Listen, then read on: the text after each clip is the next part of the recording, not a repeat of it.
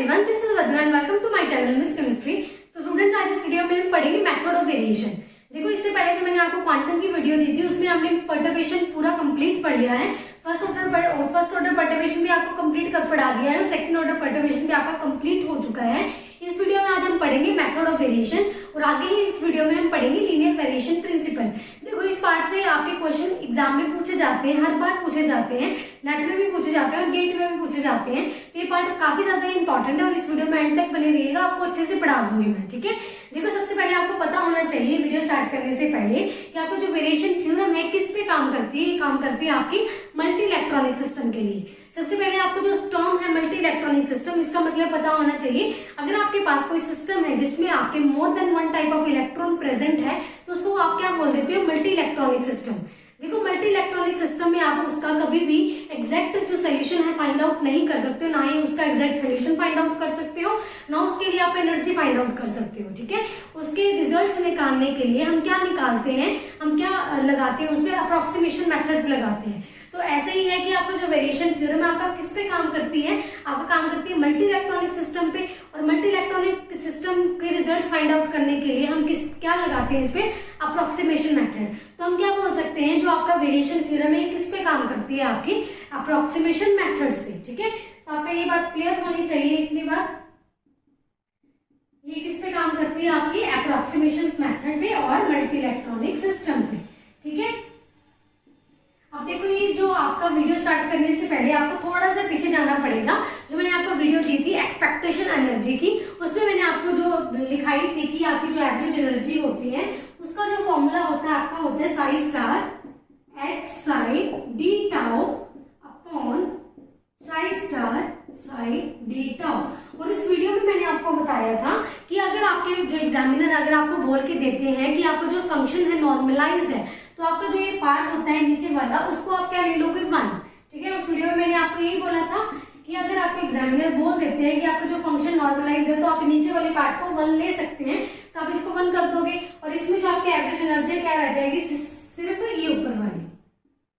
ठीक है, अगर एग्जामिनर आपको नहीं बोलते हैं कि आपका जो सिस्टम नॉर्मलाइज नहीं है तो आप इसको 1 नहीं लोगे अपनी मर्जी से। क्लियर है इतनी बात। अभी देखो, ये जो आपकी एनर्जी है ये किसके लिए है, ग्राउंड स्टेट के लिए। किसके लिए है, मैंने ग्राउंड स्टेट के लिए। ठीक है, और इस ग्राउंड स्टेट के लिए तो इसकी एनर्जी मैं मान लेती हूँ E नॉट।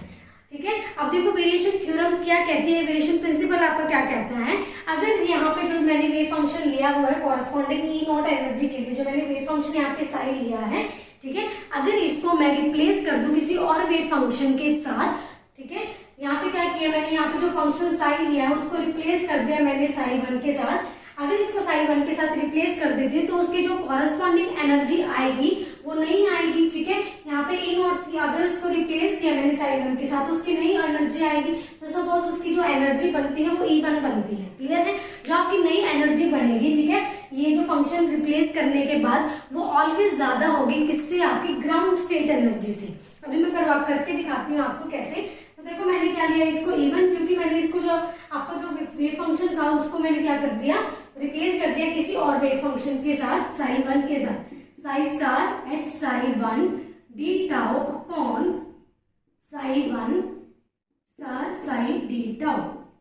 समझ में आ गया। और इसकी एनर्जी जो आपकी आ गई E1, या आपकी उसकी जो एनर्जी आ गई, कितनी आ गई, E1। तो मैंने क्या बोला है, जो वेव फंक्शन आपका जो आप करते हो यहाँ पे मैंने रिप्लेस कर दिया किसी और वेव फंक्शन के साथ, दैट इज साइन 1, और उसकी जो कॉरेस्पॉन्डिंग एनर्जी E1 आएगी वो ऑलवेज ग्रेटर होगी किससे, इसके एनर्जी से, that is ground state energy से। ठीक है, तो आप क्या लिख सकते हो, जो इसका रिजल्ट आएगा आप क्या लिख सकते हो कि आपका जो E1 होगी, जो आपकी नई एनर्जी आई है वेव फंक्शन चेंज करने के बाद, वो ऑलवेज ग्रेटर देन और इक्वल टू किससे होगी, ground state energy E not से।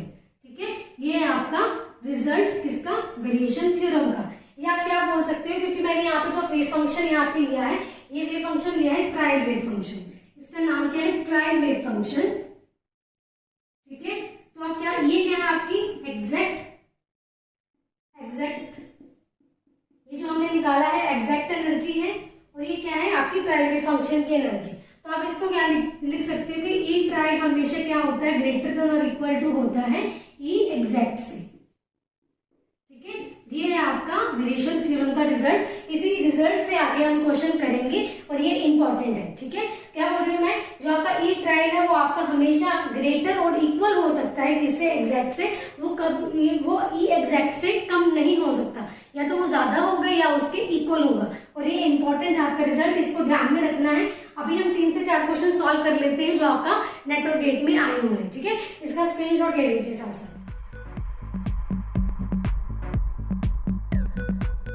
ये वाला जो क्वेश्चन मैंने यहाँ पे लिखा है, ठीक है, ये क्वेश्चन किस पे बेस्ड है आपका, जो अभी मैंने आपको जो रिजल्ट लिखाया था वेरिएशन थ्योरम का, ई ट्रायल ग्रेटर देन और इक्वल्स टू ई एग्जैक्ट, ठीक है, इस पे बेस्ड है। तो कैसे होगा, देखो आपको ये फंक्शन दिया हुआ है that is Sai x l/2 minus x और l माइनस एक्स ये दिया है, और 1D बॉक्स दी है जिसकी लेंथ आपको l दिया है। तो आपको निकालना क्या है, वैल्यू ऑफ एनर्जी। तो आप क्या करोगे, जो आपको फंक्शन दिया हुआ है उस फंक्शन को आप क्या करोगे, इक्वल्स टू 0 पुट करोगे, ठीक है।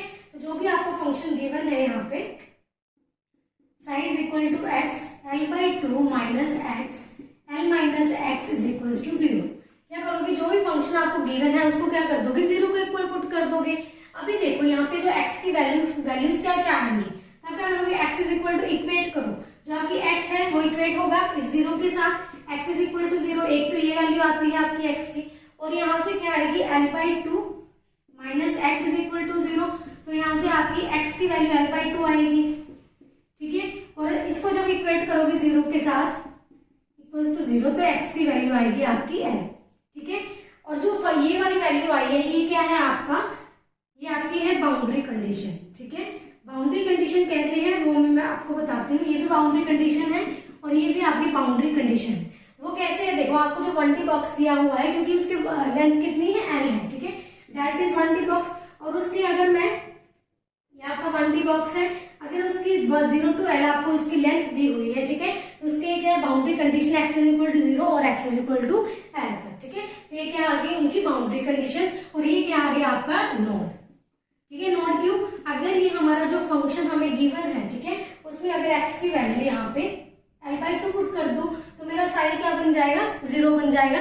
दैट मीन्स हमारे पास क्या आ गई, ये वाली नोड आ गई। तो हमें जो टोटल नोड होती है उसका जो फॉर्मूला होता है फाइंड करने का वो क्या होता है n-1। तो नोड हमारी क्या आई है, 1 आई है, तो उसको क्या करेंगे 1 के इक्वल रख देंगे, ठीक है। तो यहाँ पे हमारा जो n की वैल्यू आती है वो क्या आएगी 2।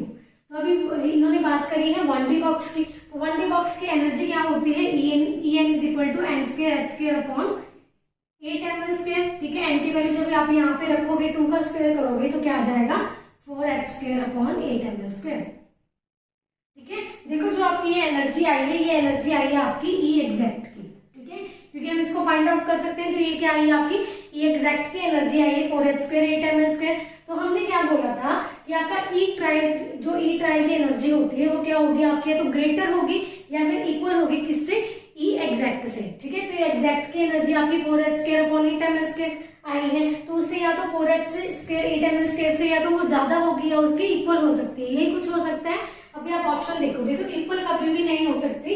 अगर हम इसका रिजल्ट देखें, मैंने क्या बोला है, या तो वो बड़ी होगी या उसके बराबर होगी, तो इक्वल नहीं हो सकती, ये वाला रिजल्ट नहीं हो सकता आपका। इक्वल नहीं हो सकती तो ये भी नहीं हो सकता। वैसे भी आप देखो कि आपकी एनर्जी 4h² 8ml² आ रहा है, तो ये भी नहीं हो सकता, ये भी नहीं हो सकता, क्योंकि इक्वल है। अगर ये देखोगे तो ये क्या है, लेस देन लिख रखा है, क्योंकि ये आपका ट्रायल है, ठीक है, दैट इज ट्रायल एनर्जी, और ये आपकी एग्जैक्ट एनर्जी। और ये ट्रायल आपका कभी भी एग्जैक्ट से कम नहीं हो सकता अकॉर्डिंग टू फंक्शन जो मैंने आपको बताया है। और इसमें क्या है, आपका जो ट्रायल में फंक्शन है, ठीक है, उसकी जो एनर्जी है आपकी वो क्या होती है, ज्यादा होती है एग्जैक्ट एनर्जी से, या तो वो ज्यादा हो सकती है या उसके इक्वल हो सकती है। तो आपका जो ऑप्शन है वो डी बनेगा करेक्ट, ठीक है। और क्वेश्चन मैं आपको करवाती हूँ, इसका स्क्रीनशॉट ले लीजिए। देखो ये वाला क्वेश्चन आपका नेट में आया हुआ है, इसको फटाफट से हम सॉल्व करते हैं, ठीक है। देखो आपको क्या दिया हुआ है, यहाँ पे l इज इक्वल टू 0 दिया हुआ है, m इज इक्वल टू 0 दिया हुआ है, यहाँ पे आपके दो फंक्शंस आपको गिवन है। एक तो दिया आपको n0 t की पावर माइनस सिग्मा, और एक दूसरा फंक्शन आपको दिया है n1 2 माइनस सिग्मा e की पावर माइनस सिग्मा बाई 2, और इसकी कॉरेस्पॉन्डिंग जो आपको एनर्जी दी हुई है वो ये है, ठीक है। तो यहाँ पे मैं लिख देती हूँ, आपको कंफ्यूजन ना हो, कि आपको एक जो फंक्शन दिया हुआ है दैट इज साइन नोट लिख लेते हैं इसको, तो n0 e माइनस सिग्मा, और इसकी जो कॉरेस्पॉन्डिंग एनर्जी दी हुई है वो दी है E0, क्योंकि ग्राउंड स्टेट की एनर्जी इन्होंने ली है। और जो उसकी फर्स्ट एक्साइटेड स्टेट होगी ठीक है, दैट इज psi1, उसको लिया है उन्होंने n1 2 minus sigma E minus sigma by 2, उसकी कॉरेस्पॉन्डिंग एनर्जी उन्होंने ली है E1, ठीक है, जो आपको क्वेश्चन में मेंशन किया हुआ है। अब हम क्या करेंगे, यहाँ पे जो भी मैंने बोला है इस वेरिएशन थ्योरम में हम क्या करते हैं, जो भी हमें फंक्शन गिवन होता है उसको हम पुट कर देते हैं इज इक्वल टू 0, ठीक है। रिजल्ट्स के लिए हम क्या करेंगे, जो हमें ये फंक्शन गिवन है, ठीक है, इसको हम पुट कर देंगे, ये ई नॉट है, ठीक है, ये तो आपको याद रहेगा। अब इसको हम क्या करते हैं, इज इक्वल टू 0 ले लेते हैं और इसको इसी इज इक्वल टू 0 लेते हैं और इसकी एनर्जी ई नॉट लिखते हैं, इसकी एनर्जी E1 लिखते हैं। अभी देखो जब इसको हम पुट करेंगे, ठीक है, तो हमें क्या निकालनी है, यहाँ पे सिग्मा की वैल्यू, तो यहाँ क्या होगा, E minus sigma is equal to 0, तो यहाँ पे सिग्मा की वैल्यू क्या आ जाएगी, इन्फिनिटी, ठीक है, यहाँ पे क्या आ जाएगी, E minus sigma is equal to 0 होगा तो सिग्मा की वैल्यू क्या आएगी, इन्फिनिटी। अगर आपके पास सिग्मा इज इक्वल टू 0 हो तो यहाँ पे सिग्मा की जो वैल्यू आएगी यहाँ पे आएगी 0। क्लियर है इतनी बात। अभी देखो यहाँ पे अगर हम psi1 को पुट करते हैं, अगर हम यहाँ से रिजल्ट निकालते हैं इसका, तो यहाँ पे क्या होगा, 2 माइनस सिग्मा, ठीक है, ये जो वैल्यू है इसको हम क्या करेंगे, 0 के साथ इक्वेट करेंगे, 2 माइनस सिग्मा को इसके साथ इक्वेट किया और इसको हम क्या करेंगे, इसके साथ इक्वेट करेंगे सिग्मा बाई 2 0, ठीक है, क्योंकि यहाँ पे दो फंक्शन था और जिसमें हमारा सिग्मा आ रहा था, यहाँ पे एक ही फंक्शन ऐसा है, तो यहाँ पे जब हमने पुट किया तो यहाँ पे सिग्मा की वैल्यू 2 आ गई और यहाँ पे हमारी सिग्मा की वैल्यू क्या आ गई, इन्फिनिटी, ठीक है, यहाँ पे इन्फिनिटी आई है और यहाँ पे भी हमारी इन्फिनिटी आई है और ये क्या है, हमारी बाउंड्री कंडीशन है, ये हमारी बाउंड्री कंडीशन है, ये भी हमारी क्या है, बाउंड्री कंडीशन है। क्लियर है इतनी बात। ये क्या है, हमारी एक नोड हमें गिवन हो गई।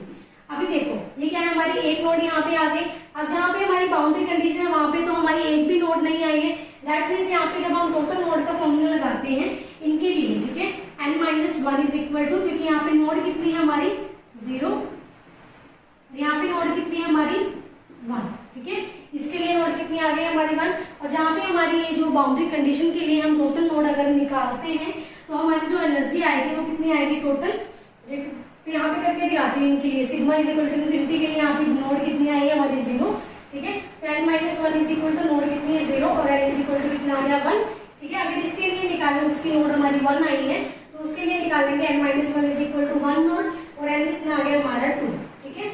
ये किसके लिए आई है हमारी ई नोड के लिए और ये किसके लिए आई है हमारी E1 के लिए। हमें पता है जिस n की वैल्यू जितनी ज्यादा बड़ी होगी उसकी कॉरेस्पॉन्डिंग एनर्जी उतनी ही ज्यादा होगी। यहाँ पे हमने क्या लिया है, इसकी एनर्जी यहाँ पे लिख देती हूँ, नहीं दिख रहा तो ये ई नोड के लिए है, ये हमारी है E1 के लिए, ठीक है। जिसका कॉरेस्पॉन्डिंग n वैल्यू ज्यादा होगा उसकी कॉरेस्पॉन्डिंग एनर्जी उतनी ही ज्यादा होगी। तो यहाँ पे हमारी जो E1 होती है वो क्या होती है, ग्रेटर होती है ई नोड से। दैट मीन्स एक्साइटेड स्टेट की जो एनर्जी होगी वो ज्यादा होगी ग्राउंड स्टेट की एनर्जी से। इतनी बात क्लियर है। लेकिन हमें पता है जो हमारी ये दोनों एनर्जी है ये किसकी एनर्जी है, हमारी एग्जैक्ट एनर्जी, ठीक है। ये क्या एग्जैक्ट एनर्जी है क्योंकि इनको हम फाइंड आउट कर सकते हैं।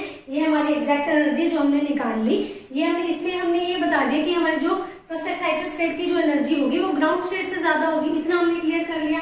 लेकिन आगे इन्होंने दिया हुआ है कि हमारा जो प्राइम वेव फंक्शन हमें इन्होंने क्या दिया है, n2 3 माइनस सिग्मा e की पावर माइनस सिग्मा, तो उसकी जो एवरेज एनर्जी इन्होंने ली हुई है वो कितनी है, E बार, ठीक है, दैट इज E बार इन्होंने ले ली। अब हमें पता है रिजल्ट के अकॉर्डिंग जो वेरिएशन थ्योरम का रिजल्ट है उसमें मैंने आपको बताया हुआ है, इसको मैं रब कर रही हूँ यहाँ पे, इसका स्क्रीनशॉट लेना चाहो तो ले लीजिए, ठीक है। अभी मैं आपको देखो बताती हूँ कि आपका ये जो फंक्शन होता है उसमें मैंने बताया था कि आपका जो E ट्रायल होता है वो क्या होता है, E ग्रेटर देन और इक्वल टू किससे होता है, E एग्जैक्ट से। इतना आपको पता है कि आप इतना आपको रिजल्ट पता है वेरिएशन थ्योरम का, ठीक है। n2 3 minus sigma E minus sigma, ये आपको ट्रायल वेव फंक्शन दिया हुआ है जिसकी आपको एनर्जी कितनी दी हुई है, E बार, ठीक है। दैट मीन्स आपका जो E बार होगा, जो आपको ये फंक्शन दिया हुआ है उसकी जो एनर्जी होगी वो तो आपको पता है कि वो ग्रेटर देन और इक्वल टू किसके आएगी, E एग्जैक्ट से। और E एग्जैक्ट क्या है आपका, E1 भी है और E नॉट भी है।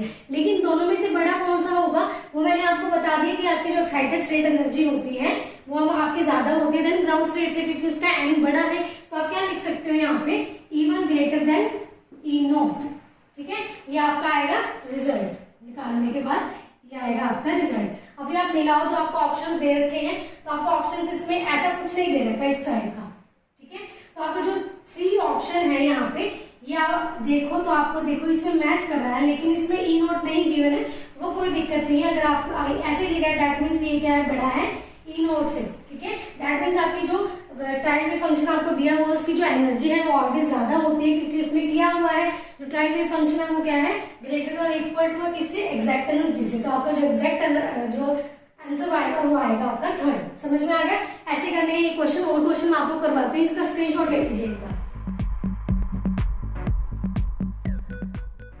तो देखिए अब हम पढ़ते हैं लीनियर वेरिएशन प्रिंसिपल। तो देखो मैंने आपको वेरिएशन थ्योरम अच्छे से पढ़ा दिया है, क्वेश्चन भी मैंने आपको करवा दिए हैं। इन फ्यूचर आपके वेरिएशन थ्योरम से अगर सवाल आते हैं, अगर आपने कॉन्सेप्ट अच्छे से पढ़ लिए तो आपके सवाल आसानी से सॉल्व हो जाएंगे, ठीक है। तो अभी हम पढ़ते हैं लीनियर वेरिएशन प्रिंसिपल। देखो यहाँ से भी आपका एक क्वेश्चन आया हुआ है एग्जाम में, ठीक है, तो हम वो भी सॉल्व कर लेंगे ये कॉन्सेप्ट पढ़ने के बाद। देखो आपको क्या लेना है, ट्रायल वेव फंक्शन लेना है। एक ट्रायल वेव फंक्शन को मैं क्या करूंगी, लीनियर कॉम्बिनेशन फॉर्म में लिखूंगी। वो कैसे, देखो साई1 को मैं लिखती हूँ C1 5 1, C2 5 2, C3 5 3, ठीक है, इस टाइप से लिखती हूँ। देखो मैंने क्या ले लिया, एक ट्रायल वेव फंक्शन ले लिया जिसको मैंने एक लीनियर कॉम्बिनेशन फॉर्म में लिखा है। अगर जितना ज्यादा बड़ा मैं, ये क्या बोलता है इसके अकॉर्डिंग मैं बताती हूँ आपको, मैंने लिखा क्या है इसमें, जितना ज्यादा बड़ा आपका ट्रायल वेव फंक्शन होगा, जितनी लॉन्गर चेन होगी आपकी ट्रायल वेव फंक्शन की या फिर लेंथ होगी उस ट्रायल वेव फंक्शन की, उसकी जो कॉरेस्पॉन्डिंग एनर्जी होगी वो क्लोजर किसकी होगी, आपकी एग्जैक्ट एनर्जी ई नॉट की, ठीक है। वो कैसे, देखो मैं समझाती हूँ। यहाँ पे मैंने साई1 लिया, सपोज ये फंक्शन मैंने ये ले लिया ट्रायल वेव फंक्शन। दूसरा ट्रायल वेव फंक्शन में लिखती हूँ ये C1 5 1, C2 5 2, C3 5 3 और C4 5 4, ठीक है, ये वाला ले लिया। और इसकी कॉरेस्पॉन्डिंग एनर्जी मेरी ले ली साई1 के अकॉर्डिंग E1 और इसकी कॉरेस्पॉन्डिंग E2, ठीक है। अभी मैंने क्या बोला, जितना ज्यादा बड़ा मेरा ट्रायल वेव फंक्शन होगा उसकी जो कॉरेस्पॉन्डिंग एनर्जी होगी वो क्लोजर किसकी होगी, हमारी एग्जैक्ट एनर्जी ई नॉट की, ठीक है। तो हमारी जो एग्जैक्ट एनर्जी क्या है, हमारी ई नॉट है। अभी देखो यहाँ इसमें दोनों में से देखो आपका सबसे बड़ा ट्रायल वेव फंक्शन कौन सा है, तो साई2 है। इसकी कॉरेस्पॉन्डिंग एनर्जी क्या है, हमारी E2 है। दैट मीन्स आपका ये क्या है, ई नॉट, ठीक है, ये क्या है आपका E naught, that is exact energy. अभी इसके कॉरेस्पॉन्डिंग जो आप क्या बोल सकते हो, क्लोजर कौन सी एनर्जी होगी आपकी E2, ठीक है।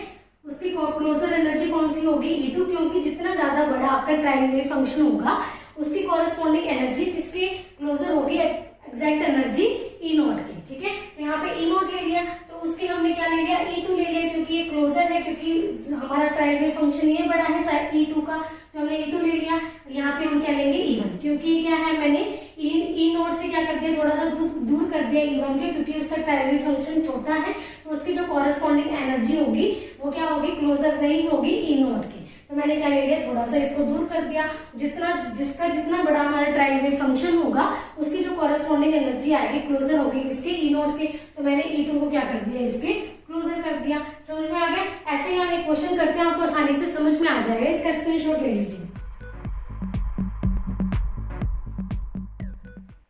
देखो ये वाला क्वेश्चन अभी हम करते हैं, जो मैंने आपको कॉन्सेप्ट बताया लीनियर वेरिएशन प्रिंसिपल का, ये क्वेश्चन उस पर ही बेस्ड है। लेकिन आपको सबसे पहले ये पता होना चाहिए कि आपकी ई ट्रायल की जो एनर्जी होती है वो ग्रेटर देन और इक्वल टू किसकी होती है, ई एग्जैक्ट की, ठीक है, ये आपको पता होना चाहिए। अभी देखो ये क्या है आपका, दो trial wave function, that is psi one और ये क्या है आपका साई2, ठीक है। इसकी कॉरेस्पॉन्डिंग एनर्जी हम E1 ले लेते हैं, इसकी कॉरेस्पॉन्डिंग एनर्जी हम लेते हैं E2। समझ में आ गई इतनी बात? अभी देखो, अभी मैंने क्या बोला है, जितना ज्यादा बड़ा आपका ट्रायल वेव फंक्शन होगा उसकी जो कॉरेस्पॉन्डिंग एनर्जी होती है वो क्लोजर होती है किसकी, आपकी एग्जैक्ट एनर्जी ई नॉट की, ठीक है। तो आपको एग्जैक्ट एनर्जी, जो एग्जैक्ट ग्राउंड स्टेट एनर्जी आपको कितनी दी हुई है इन्होंने, ई नॉट, ठीक है। अभी आप ये देखो, जो आपको दो ट्रायल वेव फंक्शन दिए हुए हैं दोनों में से बड़ा कौन सा है, तो साई2 आपका जो ट्रायल वेव फंक्शन आपका ये बड़ा है, उसकी कॉरेस्पॉन्डिंग एनर्जी E2 है, तो उसकी कॉरेस्पॉन्डिंग एनर्जी E2 है, तो वो किसके क्लोजर होगी, आपकी एग्जैक्ट एनर्जी ई नॉट के। तो क्लोजर हमने लिख दिया इसके E2, ठीक है। अब जो आपको ये ट्रायल वेव फंक्शन दिया हुआ साई1, उसकी कॉरेस्पॉन्डिंग एनर्जी E1 है, वो क्या है, छोटी है E2 से, तो उसका जो उसके एनर्जी होती है वो क्या है, क्लोजर नहीं होगी आपकी एग्जैक्ट एनर्जी के, तो उसको हम थोड़ा सा दूर लिख लेते हैं, तो आपका ये बनेगा, ठीक है। तो अभी आप क्या करोगे, इसके साथ मैच करोगे, तो आपका ये बनता है करेक्ट, ये वाला ऑप्शन। देखो अगर आपके कॉन्सेप्ट क्लियर है, ठीक है, वेरिएशन थ्योरम में किसी भी आपके कॉन्सेप्ट क्लियर होते हैं किसी भी टॉपिक से रिलेटेड, तो आपके जो इजीली आप सॉल्व कर सकते हो क्वेश्चन, ठीक है। अभी थोड़ा सा रह गया लीनियर वेरिएशन प्रिंसिपल में, तो मैं आपको क्वेश्चंस भी करवाऊंगी और वो वाला कॉन्सेप्ट भी मैं आपको पढ़ा दूंगी नेक्स्ट वीडियो में, ठीक है। Thank you so much for watching.